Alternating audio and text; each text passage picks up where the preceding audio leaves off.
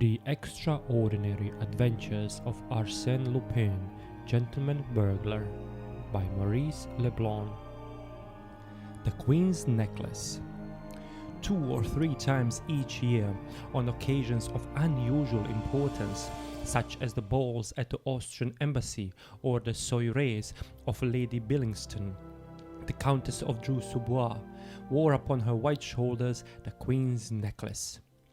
It was indeed the famous necklace, the legendary necklace that Baume and Bassenge, court jewelers, had made for Madame du Barry, the veritable necklace that the Cardinal de Rohan-sur-Boise intended to give to Maria Antoinette, Queen of France, and the same that the adventuress Jeanne de Valois, Countess de la Motte, had pulled to pieces one evening in February 1785 with the aid of her husband and their accomplice Rétaux de Villette.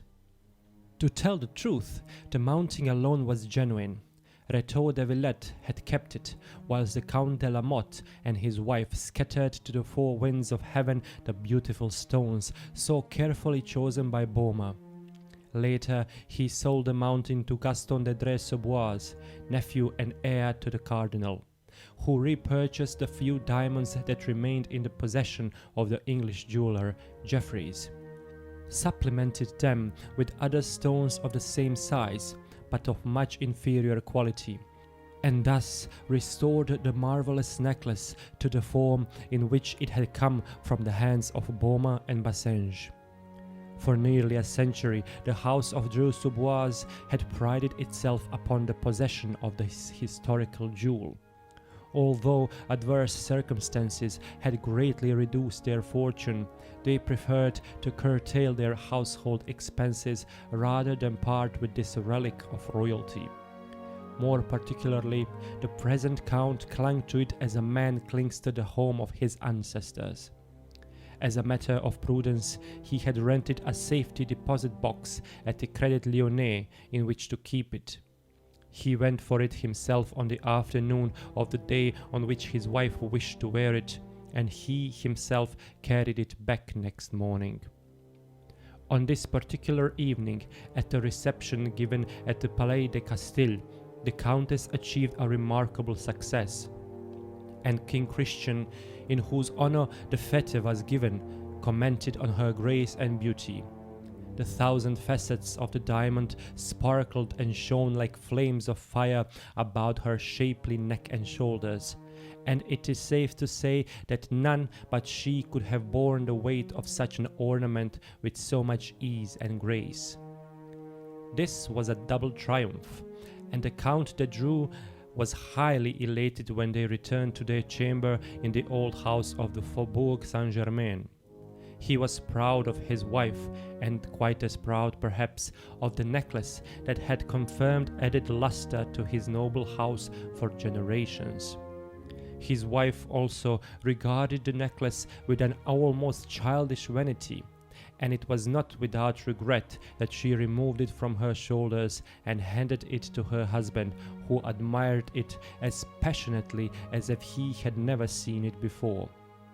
Then, having placed it in its case of red leather, stamped with the cardinal's arms, he passed into an adjoining room, which was simply an alcove or cabinet that had been cut off from their chamber, and which could be entered only by means of a door at the foot of their bed. As he had done on previous occasions, he hid it on a high shelf among hat boxes and piles of linen. He closed the door and retired. Next morning he arose about 9 o'clock, intending to go to the Crédit Lyonnais before breakfast. He dressed, drank a cup of coffee, and went to the stables to give his orders. The condition of one of the horses worried him. He caused it to be exercised in his presence. Then he returned to his wife, who had not yet left the chamber. Her maid was dressing her hair. When her husband entered, she asked, "Are you going out?" "Yes, as far as the bank." "Of course, that is wise." He entered the cabinet, but after a few seconds, and without any sign of astonishment, he asked, "Did you take it, my dear?" "What? No, I have not taken anything." "You must have moved it." Not at all. I have not even opened the door. He appeared at the door, disconcerted, and stammered in a scarcely intelligible voice. You haven't. It wasn't you. Then... She hastened to his assistance, and together they made a thorough search, throwing the boxes to the floor and overturning the piles of linen. Then the Count said, quite discouraged, It is useless to look any more. I put it here on this shelf. You must be mistaken. No, it was on this shelf, nowhere else. They lighted a candle, as the room was quite dark, and then carried out all the linen and other articles that the room contained. And when the room was emptied, they confessed in despair that the famous necklace had disappeared. Without losing time in vain lamentations, the Countess notified the commissary of police, Monsieur Valorbe, who came at once, and after hearing their story, inquired of the Count. Are you sure that no one passed through your chamber during the night? Absolutely sure, as I am a very light sleeper. Besides, the chamber door was bolted, and I remember unbolting it this morning when my wife rang for her maid. And there is no other entrance to the cabinet? None. No windows? Yes, but it is all closed up. I will look at it.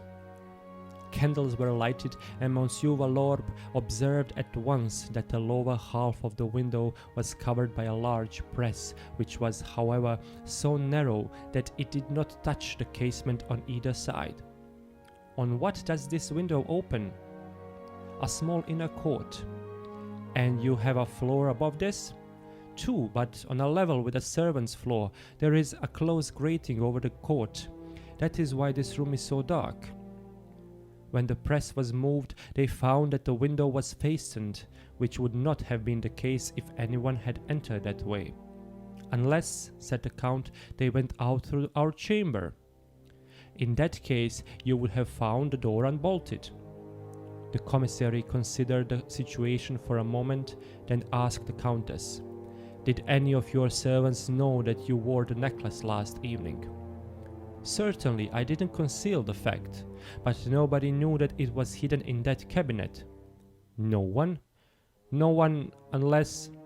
Be quite sure, madam, as it is a very important point.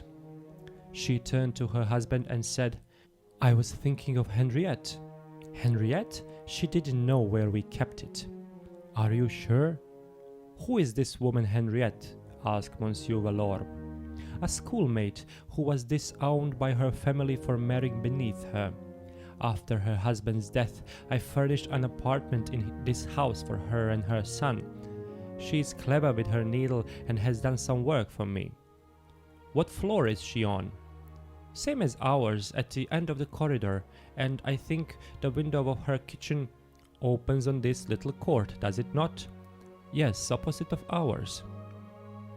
Monsieur Valorbe then asked to see Henriette. They went to her apartment. She was sewing, whilst her son Raoul, about 6 years old, was sitting beside her reading.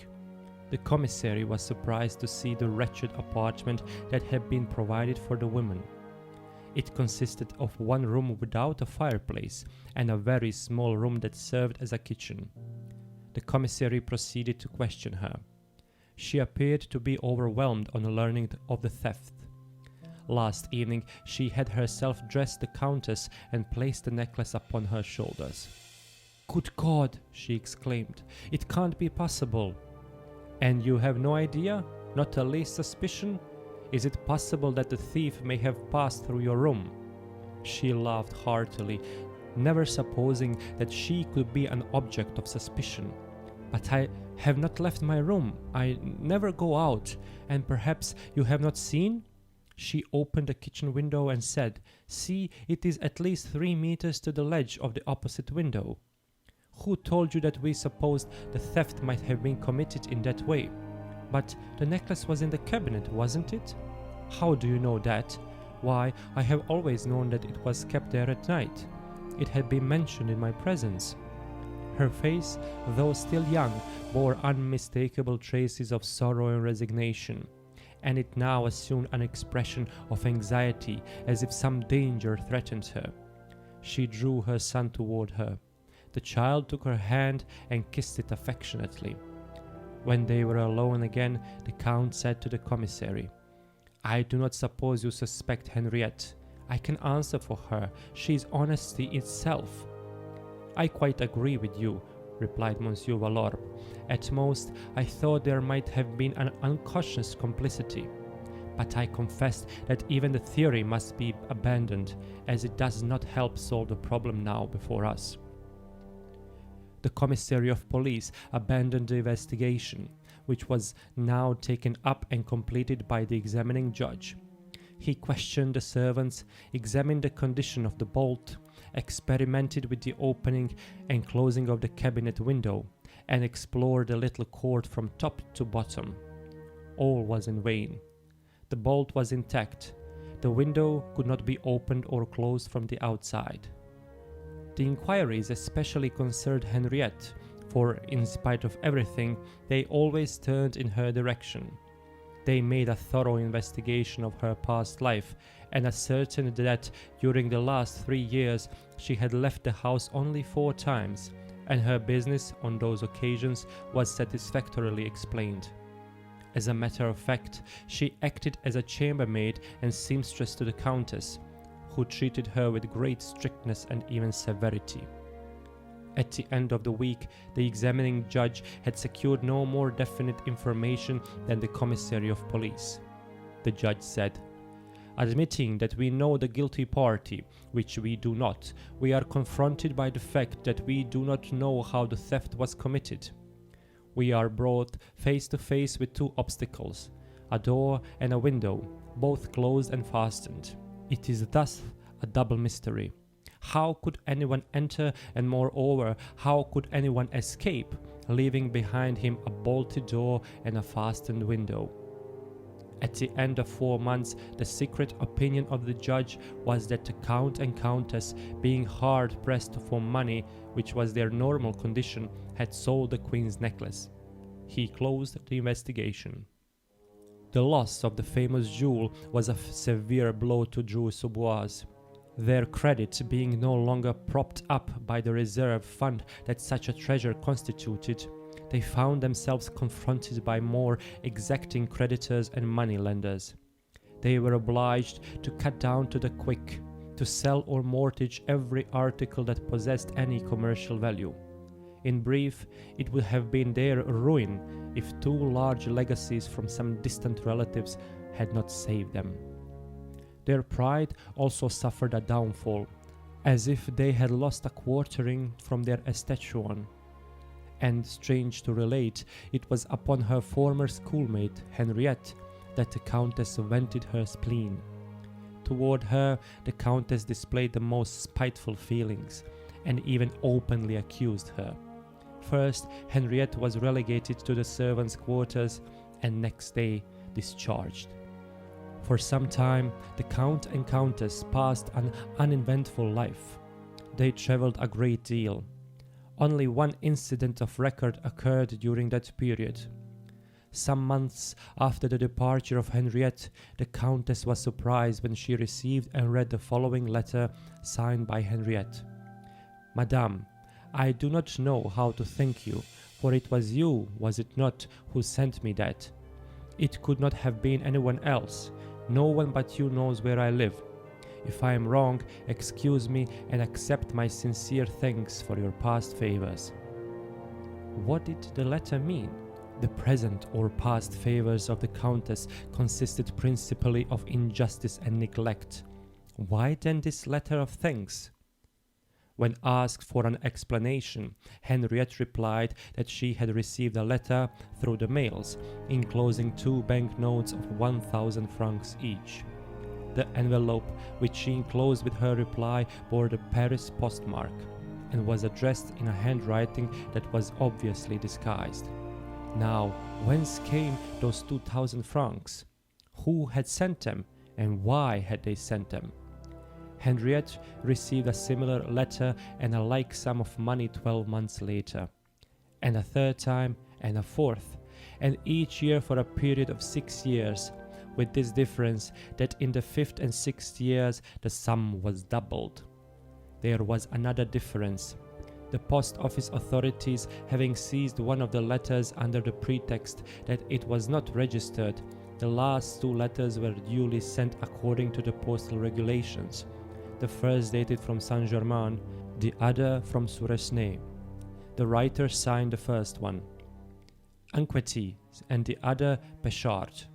The addresses that he gave were false.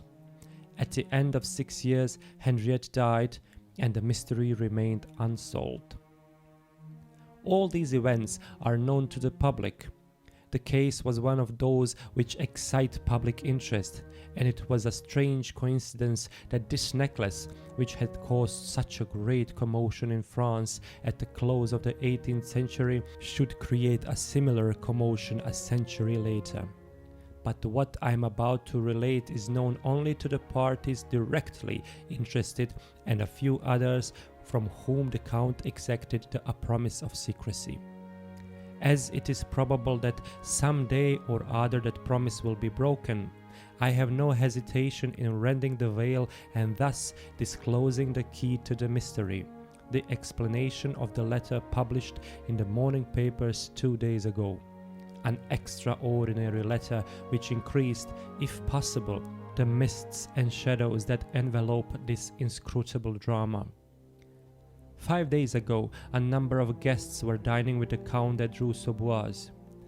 There were several ladies present, including his 2 nieces and his cousin, and the following gentlemen: the president of Essaville, the deputy Beauchaz, the Chevalier Floriani, whom the Count had known in Sicily, and General Marquis de Rosier, an old club friend.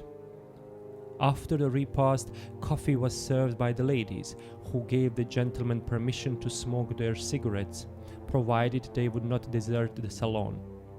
The conversation was general, and finally one of the guests chanced to speak of celebrated crimes.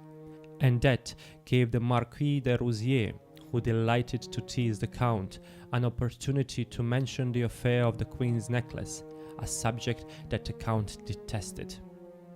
Each one expressed his own opinion of the affair, and of course their various theories were not only contradictory but impossible. "And you, monsieur," said the Countess to the Chevalier Floriani, "what is your opinion?"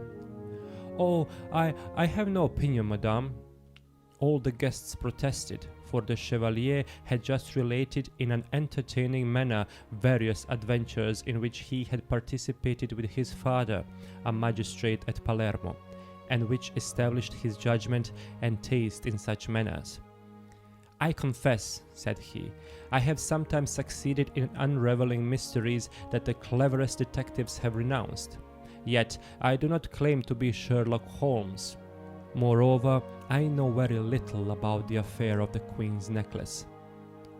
Everybody now turned to the Count, who was thus obliged, quite unwillingly, to narrate all the circumstances connected with the theft. The Chevalier listened, reflected, asked a few questions, and said, "It is very strange. At first sight, the problem appears to be a very simple one." The Count shrugged his shoulders. The others drew closer to the Chevalier, who continued in a dogmatic tone, "As a general rule, in order to find the author of a crime or a theft, it is necessary to determine how that crime or theft was committed, or at least how it could have been committed. In the present case, nothing is more simple, because we are face to face, not with several theories, but with one positive fact. That is to say, the thief could only enter by the chamber door or the window of the cabinet. Now, a person cannot open a bolted door from the outside. Therefore, he must have entered through the window. But it was closed and fastened, and we found it fastened afterward," declared the Count. "In order to do that," continued Floriani, without heeding the interruption, "he had simply to construct a bridge, a plank or a ladder, between the balcony of the kitchen and the ledge of the window, and as the jewel case—" "But I repeat that the window was fastened," exclaimed the Count impatiently. This time Floriani was obliged to reply. He did so with the greatest tranquillity, as if the objection was the most insignificant affair in the world. I will admit that it was, but is there not a transom in the upper part of the window? How do you know that? In the first place, that was customary in houses of that date, and in the second place, without such a transom, the theft cannot be explained. Yes, there is one, but it was closed, the same as the window. Consequently, we did not pay attention to it. That was a mistake, for if you had examined it, you would have found that it had been opened. But how? I presume that, like all others, it opens by means of a wire with a ring on the lower end. Yes, but I do not see now through a hole in the window a person could, by the aid of some instrument, let us say a poker with a hook at the end, grip the ring, pull down and open the transom. The Count laughed and said, "Excellent, excellent, your scheme is very cleverly constructed, but you overlook one thing, monsieur, there is no hole in the window." "There was a hole." "Nonsense, we would have seen it." "In order to see it, you must look for it, and no one has looked. The hole is there, it must be there, at the side of the window, in the putty, in a vertical direction, of course." The Count arose. He was greatly excited. He paced up and down the room 2 or 3 times in a nervous manner, then approaching Floriani said, "Nobody has been in that room since, nothing has been changed." "Very well, monsieur, you can easily satisfy yourself that my explanation is correct."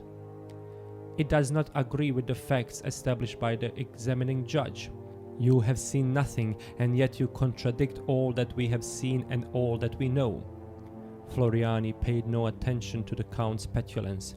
He simply smiled and said, "Mon Dieu, monsieur, I submit my theory, that is all. If I am mistaken, you can easily prove it." "I will do so at once. I confess that your assurance—" The Count muttered a few more words, then suddenly rushed to the door and passed out. Not a word was uttered in his absence, and this profound silence gave the situation an air of almost tragic importance. Finally, the Count returned. He was pale and nervous. He said to his friends in a trembling voice, I beg your pardon, the revelations of the Chevalier were so unexpected. I should never have thought—" His wife questioned him eagerly. "Speak, what of it?" He stammered, "The hole is there at the very spot at the side of the window." He seized the Chevalier's arm and said to him in an imperious tone, "Now, monsieur, proceed. I admit that you are right so far, but now that is not all. Go on, tell us the rest of it." Floriani disengaged his arm gently and after a moment continued. "Well, in my opinion, this is what happened. The thief, knowing that the Countess was going to wear the necklace that evening, had prepared his gangway or bridge during your absence. He watched you through the window and saw you hide the necklace. Afterward, he cut the glass and pulled the ring. Ah, but the distance was so great that it would be impossible for him to reach the window, passing through the transom. Well then, if he could not open the window by reaching through the transom, he must have crawled through the transom. Impossible, it is too small, no man could crawl through it. Then it was not a man, declared Floriani. What? If a transom is too small to admit a man, it must have been a child. A child? Did you not say that your friend Henriette had a son? Yes, a son named Raoul. Then, in all probability, it was Raoul who committed the theft. What proof have you of that? What proof? Plenty of it. For instance, he stopped and reflected for a moment, then continued. For instance, that gangway or bridge. It is improbable that the child could have brought it in from outside the house and carried it away again without being observed. He must have used something close at hand. In the little room used by Henriette as a kitchen, there were not some shelves against the wall on which she placed her pans and dishes. 2 shelves, to the best of my memory. Are you sure that those shelves are really fastened to the wooden brackets that support them? For if they are not, we could be justified in presuming that the child removed them, fastened them together, and thus formed his bridge. Perhaps also, since there was a stove, we might find the bent poker that he used to open the transom. Without saying a word, the Count left the room. And this time, those present did not feel the nervous anxiety that they had experienced the first time. They were confident that Floriani was right, and no one was surprised when the Count returned and declared, "It was a child, everything proves it." "You have seen the shelves and the poker?" "Yes, the shelves have been unnailed and the poker is there yet." But the Countess exclaimed, "You had better say it was his mother. Henriette is a guilty party. She must have compelled her son." "No," declared the Chevalier, "the mother had nothing to do with it." "Nonsense, they occupied the same room. The child could not have done it without the mother's knowledge." "True, they lived in the same room, but all this happened in the adjoining room during the night while the mother was asleep." "And the necklace?" said the Count. "It would have been found amongst the child's things." "Pardon me, he had been out. That morning on which you found him reading, he had just come from school, and perhaps the commissary of police, instead of wasting his time on the innocent mother, would have been better employed in searching the child's desk amongst his school books." "But how do you explain those 2,000 francs that Henriette received each year? Are they not evidence of her complicity? If she had been an accomplice, would she have thanked you for the money? And then, was she not closely watched? But the child, being free, could easily go to a neighboring city, negotiate with some dealer and sell him the 1 diamond or 2 diamonds, as he might wish, upon condition that the money should be sent from Paris, and that proceeding could be repeated from year to year." An indescribable anxiety oppressed the Dreux-Saubois and their guests. There was something in the tone and attitude of Floriani, something more than the Chevalier assurance which, from the beginning, had so annoyed the Count. There was a touch of irony that seemed rather hostile than sympathetic. But the Count affected to laugh as he said, "All that is very ingenious and interesting, and I congratulate you upon your vivid imagination." "No, not at all," replied Floriani with the utmost gravity. "I imagine nothing. I simply describe the events as they must have occurred." "But what do you know about them?" "What you yourself have told me. I picture to myself the life of the mother and child down there in the country.